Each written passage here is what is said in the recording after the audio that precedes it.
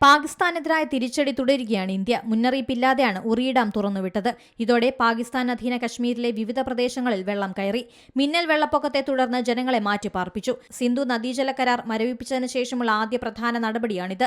പഹൽഗാം ഭീകരാക്രമണത്തെ തുടർന്ന് intelligence bureau 14 ഭീകരരുടെ പട്ടിക തയ്യാറാക്കി. ബൈസരനിൽ ആക്രമണത്തിന് സഹായം നൽകിയവരെയും അന്വേഷണ ഏജൻസികൾ കണ്ടെത്തിയിട്ടുണ്ട്. നിലവിൽ സംസ്ഥാനത്തിനകത്തുള്ള ഭീകരരുടെ പട്ടികയാണ് തയ്യാറാക്കിയത്. ലഷ്കർ-ഇ-തൊയ്ബ, ജെയ്ഷെ മുഹമ്മദ്, ഹിസ്ബുൾ മുജാഹിദ്ദീൻ എന്നീ സംഘടനകളുമായി ചേർന്ന് പ്രവർത്തിക്കുന്നവരാണെന്ന് കണ്ടെത്തിയിട്ടുണ്ട്. ഇവരുമായി ബന്ധപ്പെട്ടവരെ അടക്കം കസ്റ്റഡിയിലെടുത്ത് ചോദ്യം ചെയ്തിരുന്നു. അനന്ത്നാഗിനും പുൽവാമയ്ക്കും പിന്നാലെ ശ്രീനഗറിൽ വ്യാപക തിരച്ചിൽ തുടരുകയാണ്. ഭീകരർക്ക് സഹായം നൽകുന്ന 60-ലധികം പേരെയാണ് കസ്റ്റഡിയിലെടുത്തത്. കഴിഞ്ഞ 48 മണിക്കൂറിനുള്ളിൽ 6 ഭീകരരുടെ വീടുകളാണ് തകർത്തത്. ഭീകരപ്രവർത്തനങ്ങളിൽ ഏർപ്പെടുന്ന എല്ലാവർക്കുമെതിരെ സമാനമായ നടപടി സ്വീകരിച്ചു വരുന്നു. National desk Zee Malayalam news.